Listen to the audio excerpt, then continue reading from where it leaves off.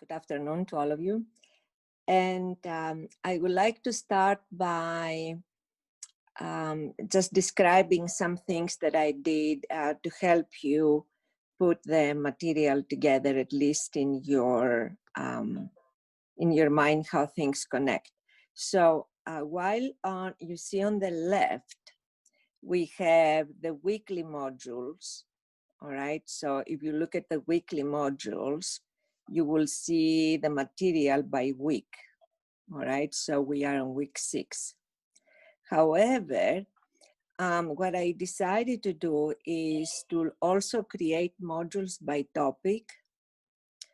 And I have not finished this yet, but I decided that because of the way the classes where you have to go back and forth between topics that you have already seen in the past, and some of you on the basis of your comments had some difficulty with that, I decided to put things by topic. So introduction to receivers, review of ideal transmission lines, review and examples of matching circuits, the Smith chart, network theory, resonance circuits, and integrated passives. And underneath it, I put material that we have covered, which is related to that topic.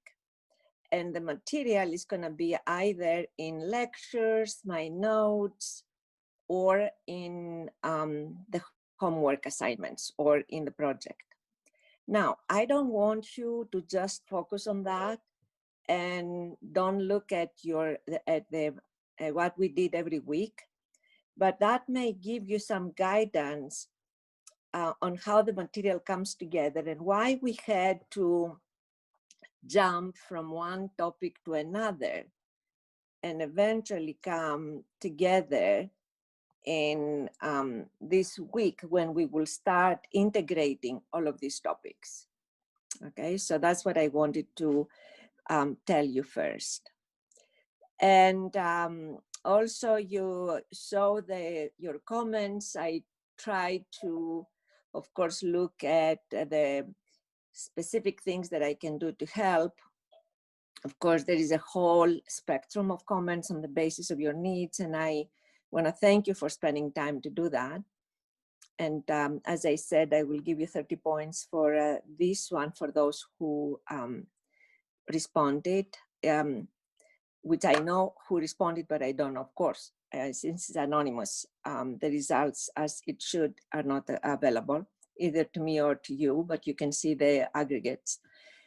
In any case, so I will try to take your advice and then try to do things the way I believe will help you. Obviously, there were requests that I will not be able to address, or neither do I want to, for example, and there were individuals, all right? So there were not, I did not see a large group of people talking about that, but the idea of removing the project is not one that I will like to take, or the idea of writing everything onto one slide. As I told you, I don't want you to read outlines. This class requires that you understand the details as well. So in any case, that's what I will do the best I can, and then we'll see how it goes. Then I will do another in a couple of weeks and see how things go. And then of course, the next one is going to be after the midterm as well. So you will give me feedback about that. So these are the comments I wanted to make. Also, one more thing, which I saw for a few people, if you have any specific questions that apply to you, but they are not related to the class material of that day or another material that is important, please talk to me during the office hours. For individual questions, you want to use that time and not the time of the lecture, because the lectures, as we said, have limited time. And we want to cover the material and be to the point, and also provide clarity. So with that, I would like to start, unless there is a particular question of great importance to the lecture this morning or today, this afternoon.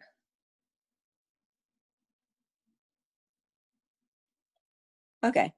At the same time, I would like to encourage you to stop me if I go through the lecture and something is not clear. That is absolutely appropriate, and you should do that. Okay, the other comment that I got, which in some degree, I agree with that too, is that having two separate files running one next to the other, it can be confusing, and it might not be easy to see. And especially since I put my notes, which I did today, on the web ahead of time, then I will have time now to just dwell on those and write the things that I believe I would normally write on the board if we were in a class. Okay, so today, as we said, this week, what are we doing? We are integrating concepts. We are trying to put things that we've learned together, so then we can do more things and specifically look at more advanced designs that will be required.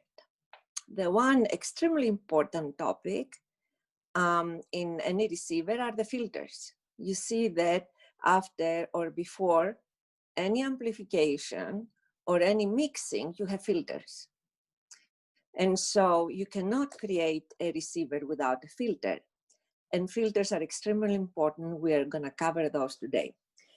The one thing that is going to be fundamental to our thinking in designing filters that have pretty sophisticated performance, all right, because those designs have been around for a long time, is the following. If you have two circuits, all right, and I will represent, so here it's like integrating concepts today.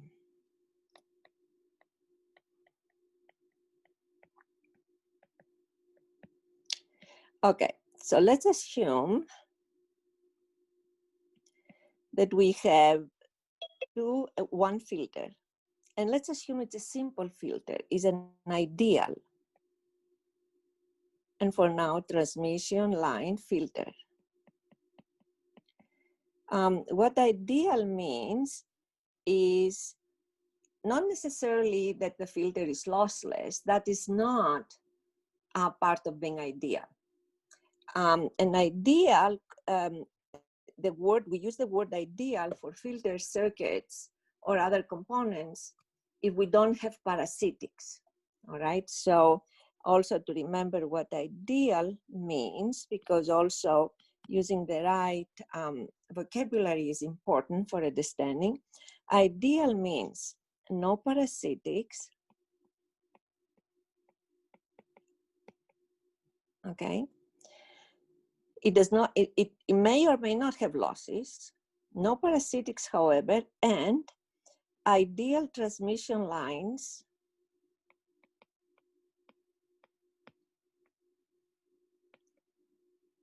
when we use those.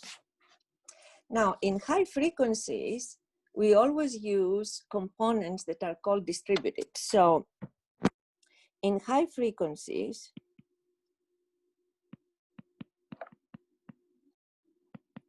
we have distributed components. What does that really mean?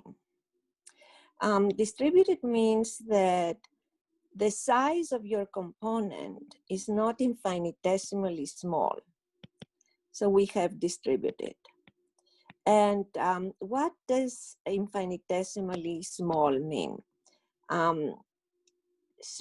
We always characterize the size of a circuit or a component in relationship to the wavelength of the fundamental signal. For us, we call it carrier signal. So when the frequency is high, all right, so when frequency is high, and then lambda becomes small, so small, physically speaking, components may become of the order of 0.05 and of lambda and above. The moment that happens, then the wave that is propagating in your structure sees that wavelength, all right, or that physical dimension in of course, the waves understand only wavelengths, if you like. And then as you move from one point of your circuit to another one, you have a phase change. When you have a phase change, even with almost minimal amplitude change, then in that case, you say that I have a distributed circuit. I have a circuit then whose size is becoming visible, electrically speaking, to the wavelength, to fundamental frequency. Now, in high frequencies, when you have distributed components, obviously you have parasitics. You have a lot of different things. So when we talk about ideal in those high frequencies, we ignore for a moment all of these issues about the size, and if there is size, we explicitly include it in the transmission line sections we are using. Okay, so let's therefore try to think of an ideal now filter. So you have a filter, you have somebody's giving it to you, or you have designed it. So it's filter 1. And then let's assume that this filter filters one wave that comes this way, and let's call that in the time domain, because that's where we exist, all right? So that's where life is. In the time domain, it's gonna be the input voltage, and here is gonna go through the filter, and we are gonna have the output voltage. But we have said that when it comes to filters and other circuit components, we always move to the frequency domain to be able to do things faster, especially because all of our signals either themselves are harmonic, or they can be made out of a lot of harmonic signals. All right, so any signal in the time domain, as long as there are no singularities, can be represented by a small or a large, if you like, combination of many frequencies. And on the basis of that, we said, okay, then instead of solving things in the time domain, we're going to solve things in the frequency domain, and we call the frequency domain the phasor domain. So for simplicity, always we moved, all right, from time to frequency. And you can see either F or omega for frequency. So practically, we have here the same filter. We show it as filter 1, but now in the frequency domain, the input signal is V1 of omega, V input of omega. The output signal is V out of omega, okay? And we normally use the capital letters to indicate the phasors. So Vi of omega and V out of omega are the phasor quantities, phasors of what? Little v I of t and little v O of t. All right, so practically now we're moving to the time domain. Let us assume, and I would like to show you what happens in reality now, what the filters do. Let us assume that for a moment, even if we are not going to work in the time domain, let's get a glimpse of reality and assume that our input signal, Vi of t, is a pulse.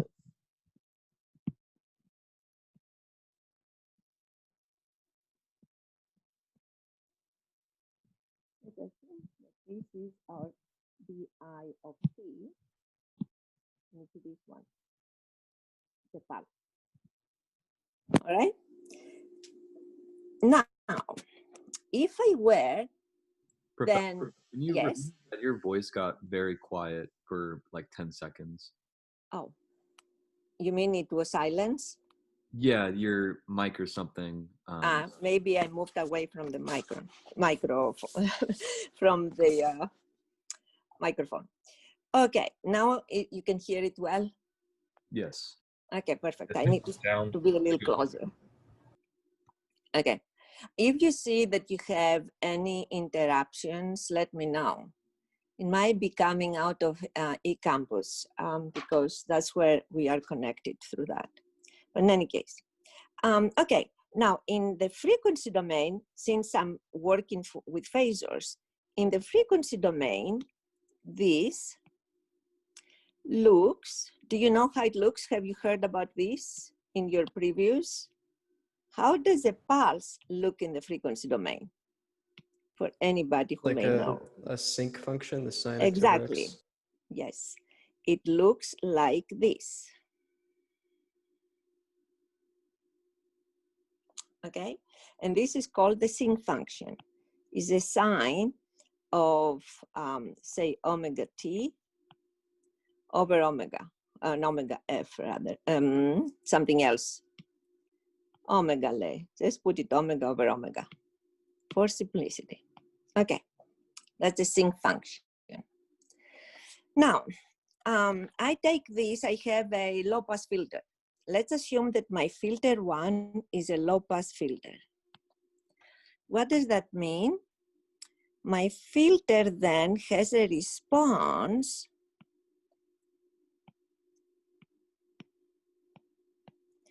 in the frequency domain. My filter looks like this. Low pass, I will do it something, I'm using it, this one. Do you agree?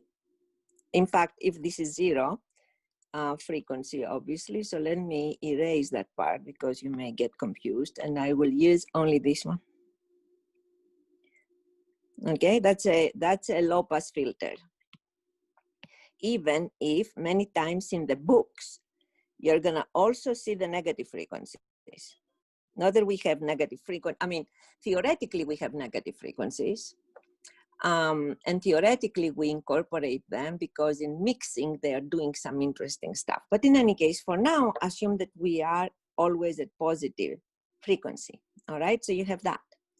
And then I pass my signal, which is in frequency domain, this. Okay, now I'm in the frequency domain. I pass this signal through here.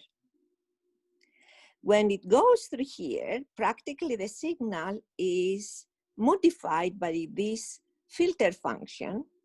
And the filter function, if I were to superimpose it here, it could look like that. Okay? So what my filter function is gonna do is to cut all the high frequencies for the signal. So my signal then is gonna look like this on the other end. Here most probably, and then maybe here, and then nothing.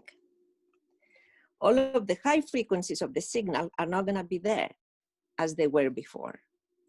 What is this gonna do to my pulse? Remember I told you that we have a pulse here. What is this gonna do to my pulse if all of the high frequencies are eliminated? Do you know what it's gonna do?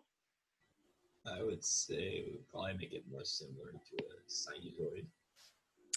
Yeah, it's gonna take away the edge, as they say, from the pulse, all right? So if initially the pulse looks like this, you remember? Initially the pulse will look like this.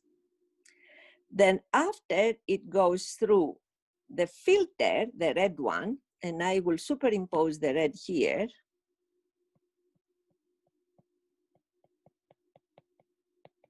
Even if one is time, the other is frequency, I just want to show you what is going to happen. It's going to modify that part of the pulse. So your pulse there, then, in the time domain, is not going to look like a real sharp pulse is going to look something like this. Because all of the frequencies, the high frequencies, were responsible for creating the sharp edge. And when you pulse something, you take something like that through a filter that is low pass, so it keeps your DC and your low frequencies, but it gets rid of all of the high frequencies, that practically you are losing your edge here, as they say, even if, okay, we even say that in electrical engineering, that we are losing our edge. So this one. Could you say that it's going, because the first one kind of looks like a digital signal, and then the edges make it kind of look analog? True, yes. There are also some other effects, but the easiest ones is like this. So in any case, you will see more of that if you start doing work in communications. But I wanted to tell you that the filters we are creating do change the form of the incoming signal. If it's only one frequency and it's at the center of the bandpass, so if your incoming signal, for example, it's only one frequency, like a sinusoid, okay? And your signal comes like this and continues. And then, so practically you have one frequency, the carrier frequency. And if your filter is low pass, but below your carrier frequency,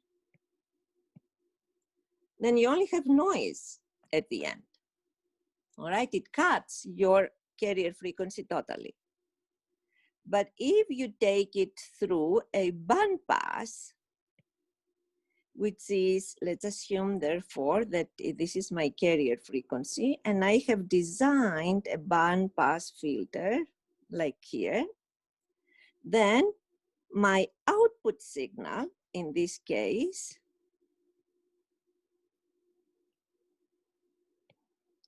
is going to be another sinusoid. Has been preserved. Okay, so that's how we play. Now, why would you take one carrier signal, one nice sinusoid through a bandpass filter? Because a lot of times the nice sinusoids don't look like that nice when they go through propagation.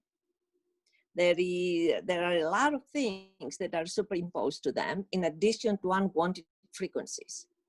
So practically, if you have your carrier signal coming with a lot of junk on it, your filter will clean it up. So you may have something that comes like this, and your filter is going to clean it up. Okay, so that's why filters are extremely important. You see a lot of them. Now, I also have to remind you what the symbols are that we are using for filters. We use different symbols, and as you read different, eventually, material that you find from different sources, then you will see a filter either like this, and then people will say filter, or you will see a filter like this, only with one filter. Or then you may see something like this that has a picture for a bandpass, or something like this for a low pass. Or you can see something like that you will see many times, which is for a bandpass, 3 lines like that, where the outer 2 have been crossed out like this. That means a bandpass. A low pass here will have 3 lines, but only the low goes through, like this. And then if you have a high pass, it's gonna look either like this or like this. Okay, and so on. You will see, and then there's a band stop. You will see that in my notes. All right, just so you keep that in mind. Have we seen, now we are going to more fundamental filters. Have we seen any fundamental filters so far? And which are those?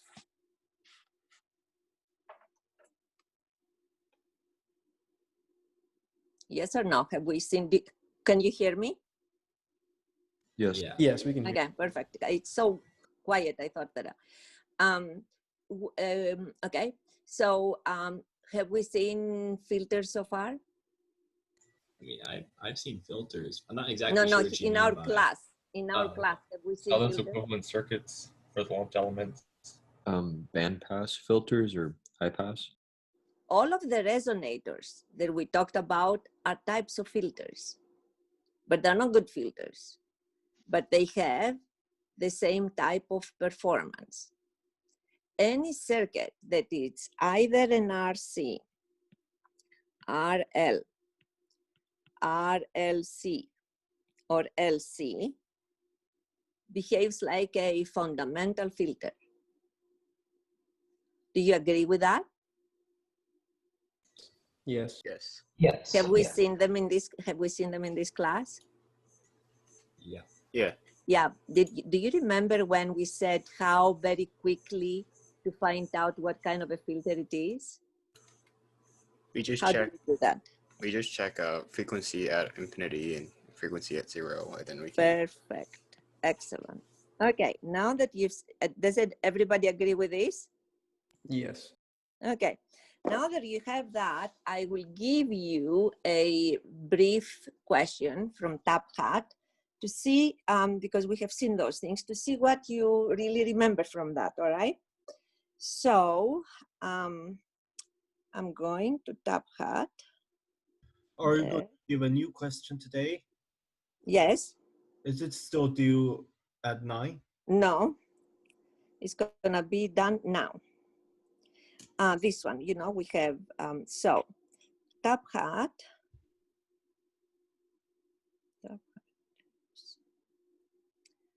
Okay. We go week 6, and then introduction to filters. Okay. That's what you're gonna see. All right. You'll see these 4 simple configurations, and then you will need to find out which of the following circuits behave. I was supposed to say behave, somehow it became beta, I don't know, behaves as a band stop. All right. Which of the following behaves as a band stop? And I will assign it to you right now. And I would like you to spend about 5 or 6 minutes trying to figure out, all right, and then say which of those is the band stop. Okay, 6 minutes. Now it's 14:03, so you have 6 minutes.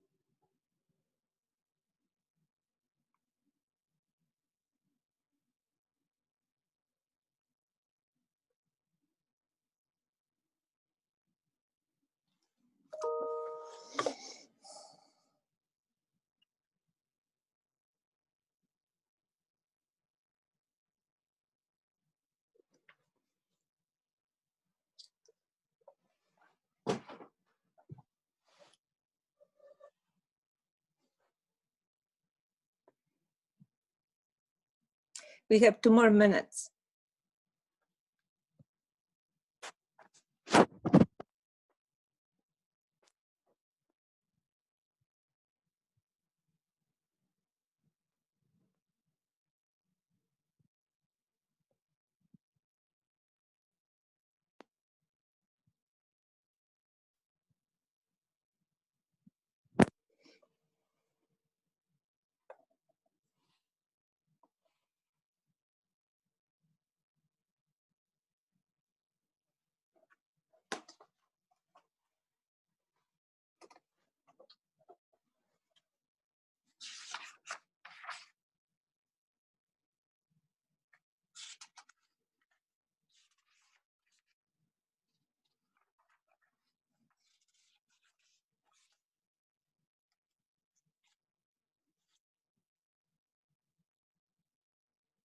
One more minute.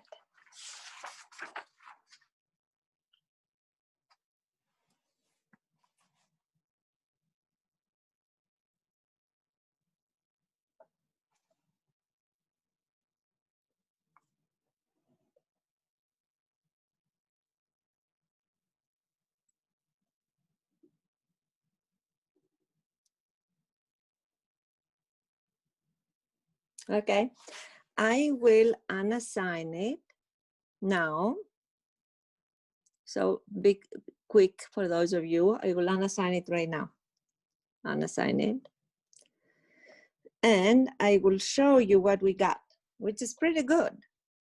We got 44 students to answer correctly. All right. Now, I would suggest from the others, it would be nice to have everyone to answer this correctly because it's so fundamental. So I would suggest I will put the solutions. I will upload the solutions after I have already them in place. I will upload them right after this class so you can see it for those of you who want to see. But this is excellent because we're going to work with those. Okay, now that we've done this, let me go back to my notes. Okay, so now that you know that we can have simple RLC circuits of different types, all right? Then the idea behind designing a filter that has a very sophisticated performance is to combine those smaller ones. And why do we want to combine these smaller ones? Because we can make the performance of a filter better. For example, if I want to design a good low-pass filter. Professor, your audio is muted. Yeah, Professor, your audio is very, very, the sound is very, very, yeah, quiet. How is the sound? Yeah. How does it Now it's sound? working. It's You good. know what? I think I'm using the one that I'm using. Okay. All right. So, all right. I think I was covering the microphone in some ways. Okay. Better now? Yes. Yes, ma'am. Okay, perfect. So a good low pass filter will look like this. A filter that passes, for example, all of the frequencies that are below a cutoff frequency, that we call it, cutoff, and then suppresses all frequencies above. So a good low pass filter will look very much like this.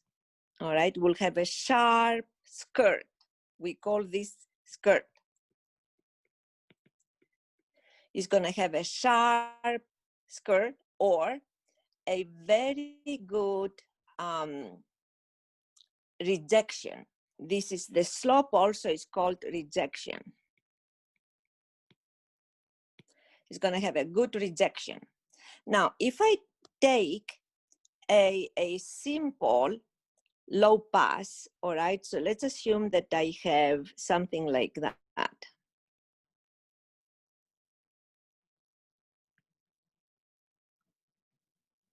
Okay, let's assume that I have this. That filter is an RL. It's a low pass filter for sure, but does not have this kind of skirt. It will probably look something like that. And if this is my omega sub C, well, it takes many frequencies until it goes down to something acceptable. And so a lot of times in filters, we're going to measure this because this is important and we're going to measure over what frequency happens, all right, in design. So what do? I do something very simple. I put two of these together and I will show you what is going to happen if I put two of these together.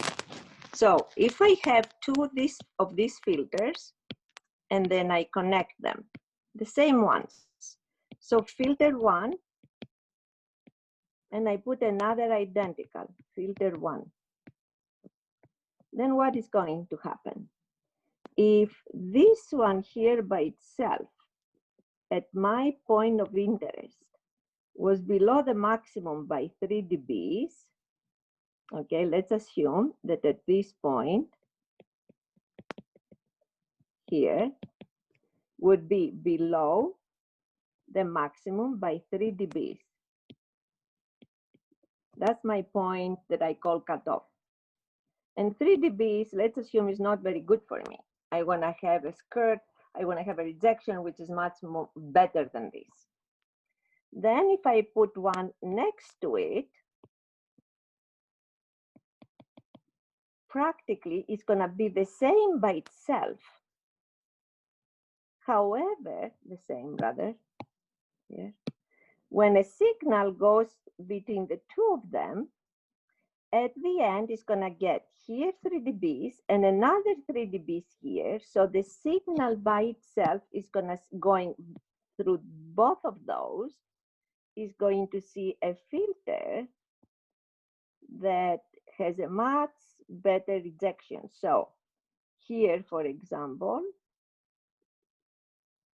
for my filter, this distance would have been 6 dBs.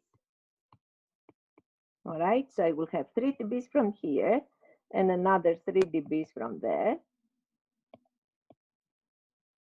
And the two will result in, and I just want to be a little more careful when I erase things,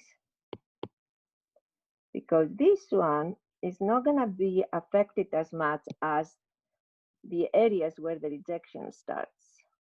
All right, so the new filter is going to have a much sharper rejection skirt than the previous two. Now, if I add a third one, then it's going to be even better. All right, so by creating a cascade of many simple filters like this, then I can create a low-pass filter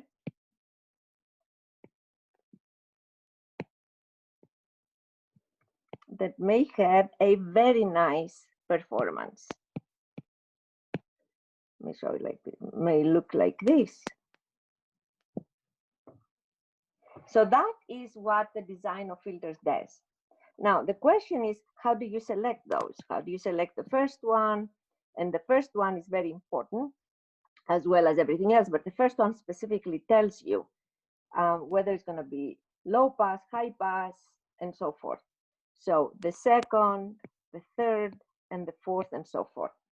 So after we realize that we can develop filters like this, then the next effort was to develop design methodologies to help us select these filters. And now there are three different design methodologies practically for filters. Could you please move back up to Kateri? Yes.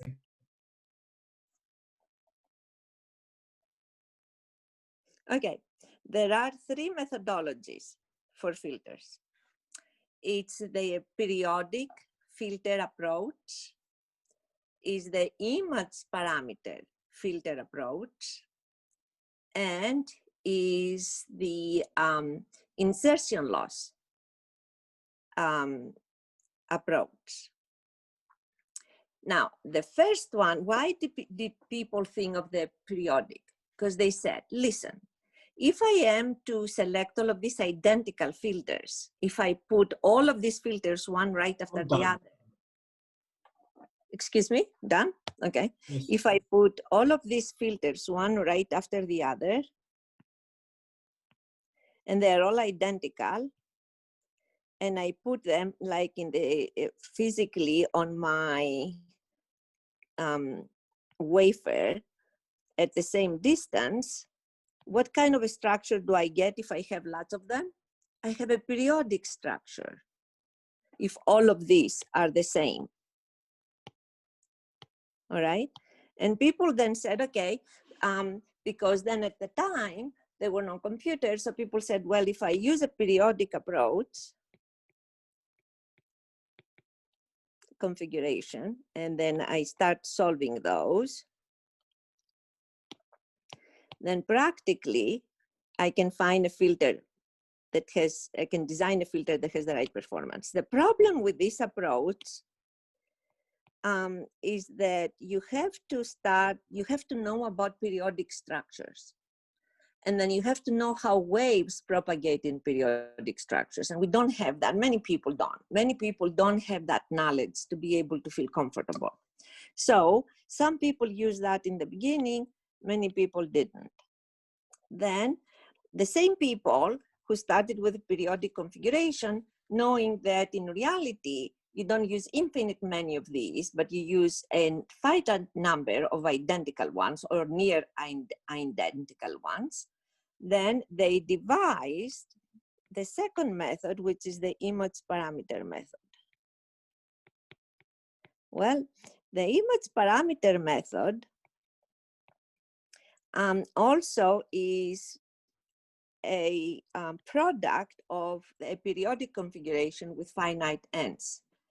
And it's not a very easy, I mean, the theory is easier, but it's very limited in terms of what types of filters you can do. So it's limited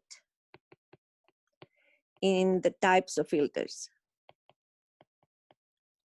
So people who were smart at the time and who were good mathematicians, because then you had to be a good mathematician without computers to make calculations, they decided to use a third method. And this is what we are going to use because now the formulas are available. Okay, in the third method, and can you hear me now well? Yes, Yes. ma'am. Okay, thank you. In the third method is called the insertion loss method.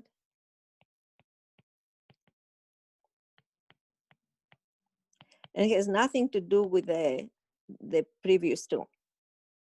And this is what we are going to use, and everybody is using that. Now, of course, Professor, yes. wouldn't like periodic configuration like really degrade the signal because it's going in series through impedances? Yes and no. And what happens if you have a periodic configuration, it becomes like a wave guiding structure. And the signal, unless if you don't have high losses, all right, in its element, the signal then becomes a wave that has its own propagation constant. So it's a very interesting technique. But I have to tell you, unless you know well electromagnetics, it's going to be very difficult for these people who know electromagnetics well. Periodic structures are very interesting, and eventually you can work with them to do things in a simple way. But I would not dare using this in this class because we did not have, there is no good, there is not enough electromagnetics in your background. And this is not a graduate class. So it doesn't, because it creates a different wave. That's what I'm suggesting here. Okay, insertion loss method. So what we have to do for this, and we have 3 more minutes, is we have to introduce, we go back to a 2-port network. So our filter now, we go back to this filter, is a 2-port. And we'll assume that it has an impedance at the end, okay, Z0. Reference, always, reference impedance, Z0. 99% of the time is 50 ohms, but we use it as reference impedance. All right, and then here on the front end, and this of course is your Z sub L here, okay? And the front end, we have a generator with an internal impedance, Z sub S, that applies a voltage, V sub S. And this is port 1. This is port 2. Okay, now, if I were to design the filter for maximum available power to go from the source to the filter, and then hopefully to the load after that, obviously, how much should the input impedance here be? The one that I'm looking at. How much the input impedance at A prime should be? The conjugate of ZS? Exactly, it should be ZS complex conjugate. And then what happens to the power that is incident and going into the filter?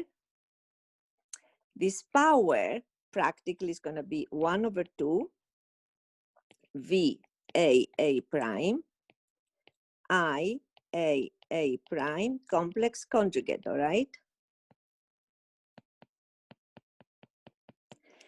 But if the Z input is the complex conjugate, that the power that is delivered to the filter, which is the maximum available from the source, is going to be how much? 1 over 2, all right? And it's going to be Vs. And then because Z input AA prime is ZS complex conjugate, is practically going to be 2, let me erase that here, 2 RS, assuming that your ZS was RS, okay, plus JX sub S. And therefore, it would be V sub S, assuming it's real, that R sub S. This is the maximum. And so P in is the maximum that can become available. Now, in reality, that is not going to happen, obviously. And if the input impedance at AA prime is not Z sub S complex conjugate, but if, therefore, Z input at AA prime is not ZS complex conjugate, that practically I will have a reflection here, all right, which is going to turn some power of the maximum available back to the source. So practically, what is delivered into the filter, which I call P delivered to the filter, is going to be what?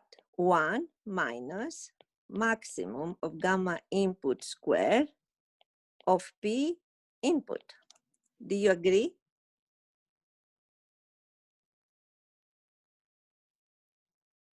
What does DF mean? DF means they delivered to the filter, but I may have to change it. Maybe I don't want you to say dissipated. So how should I call it? Well, let's call that, if the filter is lossless, where does this go? If the filter is lossless, If the filter is lossless, you have reflection losses. yeah, it's a reflection losses is been taken care of from here. So the PL that eventually goes into the filter, where is it going to go? Load. To the load, all right? That's why I put an L there. Because without losses, everything that goes here is going to go here. This is real power, right? Everything that goes here, real power, P in. And you see this here, real? This is power. There is no, we're not talking about energy. The reactive part of the power, if you consider that, is energy practically. I'm talking about the real power. Eventually, it's going to be dissipated here. That's the whole idea of a lossless circuit. If it's lossy, then yeah, part of it is going to be dissipated here, and eventually only this one is going to go to the load. So we try to minimize the losses in a filter because it's a waste. And usually losses tend to be what when we talk about receivers? Resistive losses contribute to what? Do you Noise. remember? Noise. And what kind of noise? Thermal. Thermal noise. Perfect. Okay.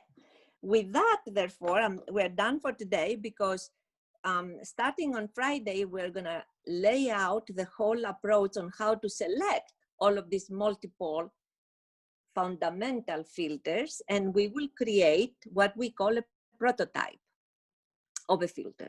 And then we'll see how we're going to take that and make it a real filter with very specific characteristics. Okay. So that's for today. I'm going to upload my notes to your eCampus, and then I will see you during office hours, or I will then see you on Friday. Take care. Dr. Katehi, do we have Yeah. another top hat today? Hello? Could you hear me? It's probably safe to say after having one, we probably don't have another, so don't worry about it. If there's another one, she'll probably email. Okay.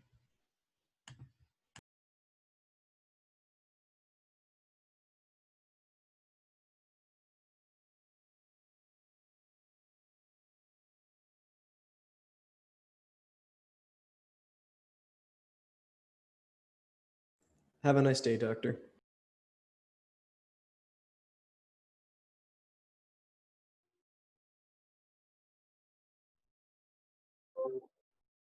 Okay, can you hear me? Yes. Okay, now you can ask me. Why is so in the equation with PL at the bottom? Why is the reflection coefficient squared? Because I thought it was a ratio, right? And I'm just trying to picture it I'm gonna figure mathematically. it out Why? why it's square. Yes, 1 second. 1 moment. I'll tell you in 1 second.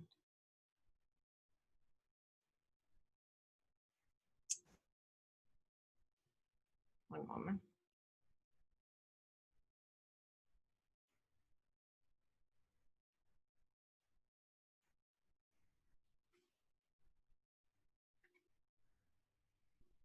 Okay. All right, let's try to think about it. So if there is a reflection coefficient, all right, on the line, so both your voltage and current will be impacted by the magnitude of gamma, of rho, of gamma, of the reflection coefficient. But when you write the expression for the power, and you have both V and I, and in fact you have V and I complex conjugate, then that practically reduces to the magnitude of gamma square. Can you hear me? Yes. Yeah. So if you look at transmission line theory that we've done, you will see that your reflected voltage is the reflection times the incident. Your reflected current is minus the reflection of the voltage divided by Z naught times the incident. And then when you try to take powers and you take them one times the complex conjugate of the other, that gives you gamma and gamma complex conjugate that makes it magnitude of gamma squared.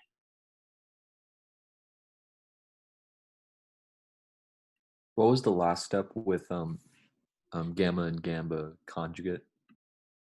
Let me see. You mean in my notes? Yes, or just the Just in equation. general? Okay, let me just turn 1 moment. I need to write. So, 1 second. I will explain it here. And then, so when you have, let's think of a transmission line that has a reflection somewhere. Let's think of the end of the transmission line where there's a load, all right? Because the same thing is going to apply in everywhere. Let's assume that you have a reflection coefficient at the load. So the voltage there, the incident voltage, because of the reflection, is going to create, is going to turn into a reflected voltage, all right? So the reflected voltage, V minus, is going to be the incident times the reflection coefficient for the voltage. The same thing is going to happen to the current. So the current is going to be the incident current times the reflection coefficient for the current, and that's going to give the reflected current. The reflection coefficient for the current and the voltage are very similar. There is a negative sign, and there is a real division by Z naught. So, no, there is only a difference in sign in that one. The Z naught comes from the current itself. So when you try to find, you know, the incident power, and you try to find the reflected power, when you have a reflection coefficient, a reflection for something, then practically the reflected power is going to be 1/2 V minus, which is the reflected, times I minus, which is the reflected current, complex conjugate. But V negative or V reflected equals the gamma times V incident. I reflected equals the same gamma complex conjugate. I complex conjugate incident. And then when you plug in for those, your reflected power is magnitude of gamma squared times your incident power. Okay? See if I got this. So because there are two reflection coefficients at play, you multiply them to get the aggregate. Because there are two reflected waves. One is the reflected voltage, and the other is the reflected current. They both get reflected. So when you multiply the two, and then you go to complex conjugate for the current, all right, to find the power, then you multiply also the reflection coefficients, and the second is with the conjugate. So it gives the magnitude of the reflection coefficient to the second power. Okay, I think I got that. Thank you. Okay, sure. And then one more question. In the notes, you had an LR circuit, and I was curious if, so it was just over the top line, but should we interpret that circuit any differently if the L or the R part connected the two lines, the top and bottom? Should they be interpreted differently? Which picture are you talking about? In my it was the LR circuit in the notes. Just it was low pass, and I'm asking if it should be interpreted any different if, so there was an open circuit, right? And I'm asking if it was the top and bottom circuits are connected with the LR. Should that be when you have a shunt LR? Yes. R, so you have R series up on the upper, and then but L goes shunt. Yes. Okay. In that case, it's going to be the opposite. It's going to be a high pass.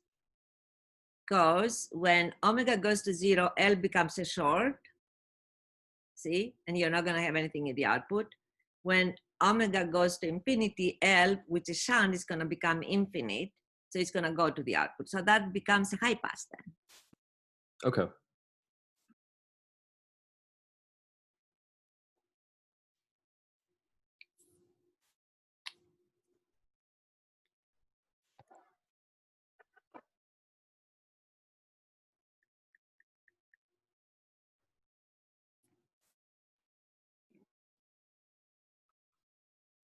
I have a question about the homework.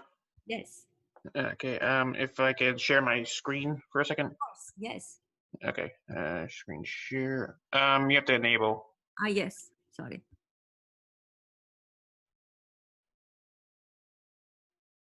Here you go. Okay. Let me share my Word document. Here it is. All right. Do you see it? Now I do. Okay. First question. It's highlighted in red up here.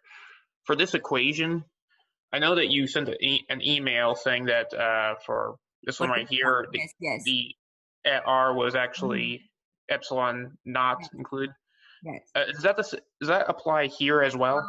Not unfortunately there. They have already incorporated the epsilon naught in the constant. Okay. Yeah. All right. So just want to make sure about that. But now for my main question. I'm having trouble with the final problem. I'm not sure where to get started. This is what I was thinking of doing, but I don't think this is Tell me. right. I was thinking to use the electric energy. I was thinking just use the energy stored in the capacitor Yes. for that, and then for power, I just took I just used the standard average power equation for an AC circuit, except we took the. It needs to have the voltage complex conjugate. That's number one. Okay. Yeah, I think, yeah, I would say that you have already, I think, can you go a little bit higher before that one? I would like to see your circuit for a moment. Okay. Do you mind? I haven't corrected everything.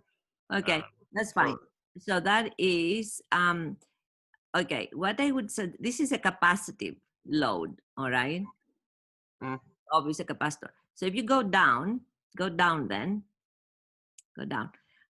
Yes, you will find a Q if you use only this, omega WE, if you only look at the, an ideal capacitor will only have that, okay, W sub E. But because you have some parasitic inductance, the inductance is gonna work against the capacitor. Okay. So you will have to subtract from W sub E, you will have to subtract W sub M. Okay. All right, so yeah. Do I have to include the parasitic capacitances as well in this? If it's, you know, if it's very, it depends on of how small they are. If they are smaller by an order of magnitude, it's not worth it.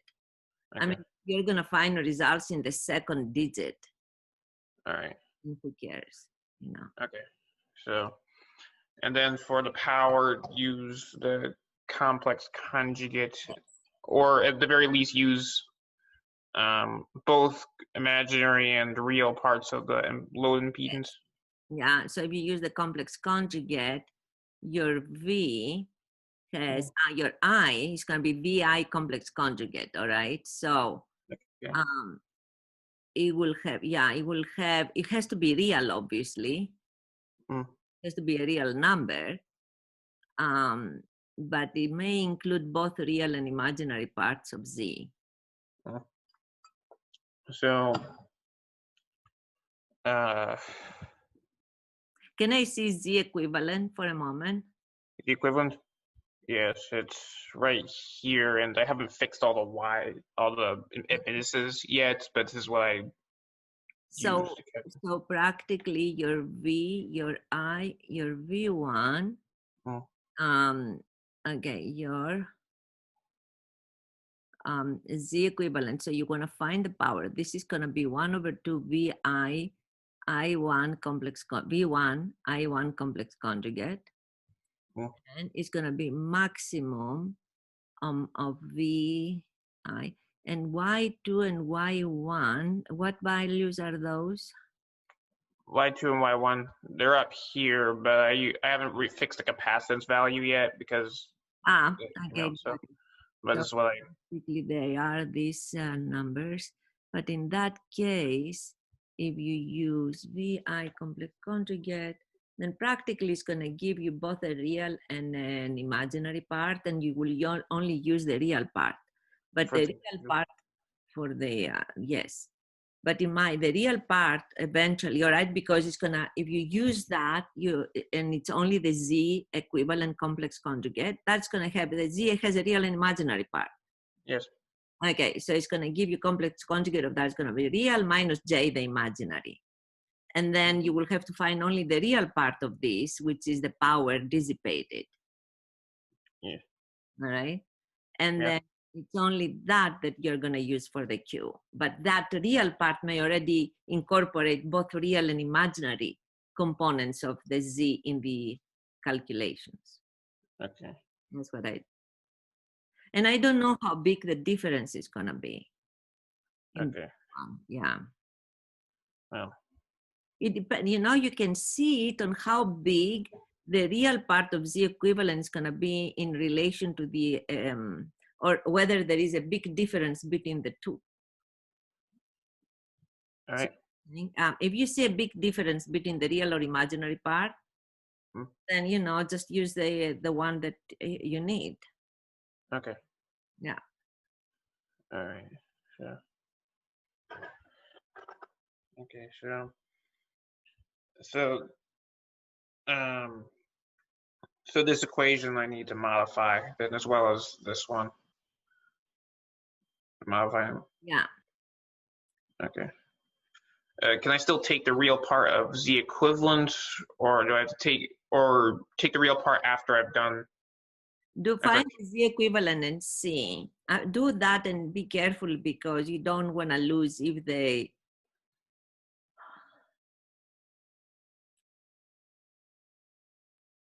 No, you can do that. Yeah, you can get the real. Let me see. Yeah, of course you can get the real, because if you get, it's gonna be minus j, and then it's gonna be no. If z equivalent 1/, so practically you're gonna have v magnitude square, okay, over 2 z equivalent complex conjugate. Do you agree with that? Yes. Yes. Okay. The z equivalent is in the denominator. So it's going to be z1/r equivalent minus, say, j x equivalent. And you will have to find the real part of the inverse. And the real part of the inverse is not the inverse of the real part. Okay. Okay? Yeah, I understand that. Yeah. Okay. The inverse. So I'll just move this real operator to the outside to encompass the whole. Yes. The whole thing. Yes. Okay. Exactly. All right. Yeah. Okay. And I forgot, what's the equation to get the energy from an inductor? It's The one. energy stored in an I inductor. think it has 1/4 if you want to use 1/2. Then I believe, just a second, I'll tell you. All right. It's 1/4.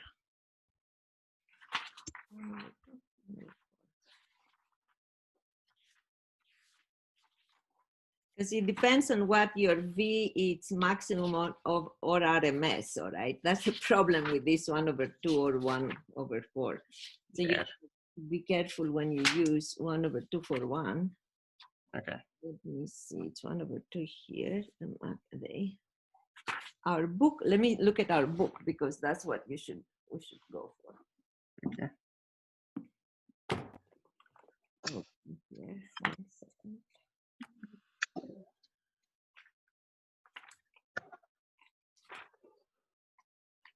Okay, so they use 1/2, use 1/4.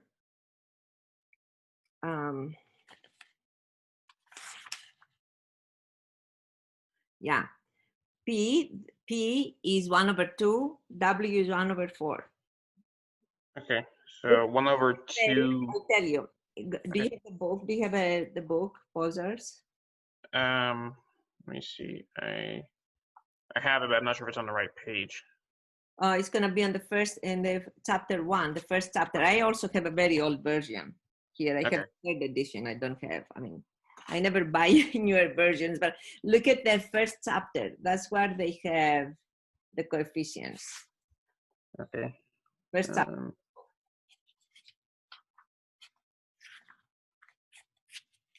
No. Okay, so it's like energy and power. It's 1/4 for energy, 1/2 for power. Okay. So 1/2 for what? Like the what, 1/4 of the inductance? Because W for WE. Yeah, yes. it's gonna be 1/4 of let me see, of the inductance times the power, the current, excuse me. Okay. 1/4. Yes. So inductance is 1/4. So 1/4 inductance times current. Yeah, let me just 1 second. One moment. I'll tell you just to be careful and give you the right thing. Okay.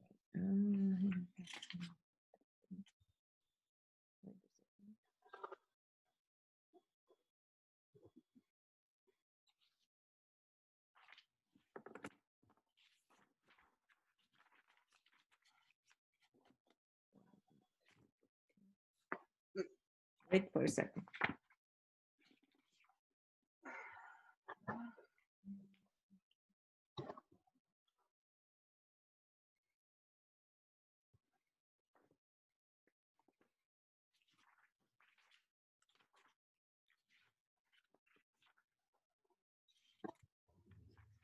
It was.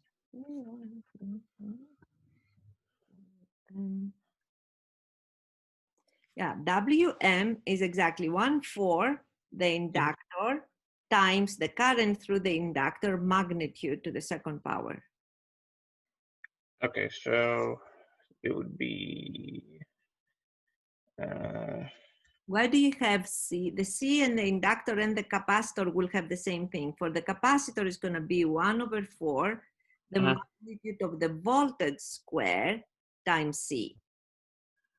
Okay. So it's 1/4, not 1/2. No, P is 1/2. Energy Okay. is always 1/4. For energy. Yes. All right. So magnitude of voltage squared. So it's basically the same as the C equation for energy, but with L instead. Yes, but it also has magnitude, absolute, yeah, magnitude. Yeah, so absolute value, yes, there. That's for I, the one that you have empty, right? To the second power, so the magnitude, second power. And then you should do the same thing with the voltage. Okay. And that's gonna be the total energy, not W. Yeah, you can call it the total energy. It's not the electric, you can call it But it's W. Oh, it's W. Okay. Oh, electric magnet. That's where the magnetic energy comes. Now it's coming back to me. It's the magnetic energy is coming from L, electric's coming from capacitor. Yes, and then a magnetic, because it's parasitic, absorbs energy out of the capacitor. You remember, because the capacitor charges and part of it becomes current through the parasitic inductor. Yes. You lose those charges. Yeah. It's V squared. Wait, is this also I squared or is this? That's V for capacitor. V pass. Now I get because okay, now it's coming. Okay. Wait, it was like script squared. Yeah. Parentheses. That's from the equations of the capacitor and the inductor. All right. Yeah, that's making sense. Yeah. Now it's correct. Okay, now I get it. All right, I think I can solve this now. Okay. All right, so and just move the real part to the outside. So the real part of an inverse of a complex number it's not the same. Yeah, I get that because you move around the you imaginary. have to multiply with it, because if it's in the denominator, the complex, you have to multiply numerator and denominator with the complex conjugate to move the complex in the numerator. See? Yes. Yeah. Yes. And that changes stuff. All right. And then we do put all this. Yeah, real then. Okay. And catch, and then we put RE bracket of control V. Yeah, great. All right. Yep. And this will be That's the magnitude. Yes, magnitude. So yeah. Bracket. Magnitude. Okay. Yeah. All right. Now it's making sense. Okay. And then I'll just adjust this. So now I'm doing is V star. Yes. I star. Star. Yeah. Okay. All right. I'll correct everything later. So. Okay. All right. Thank you. You're welcome. All right. Stop sharing and.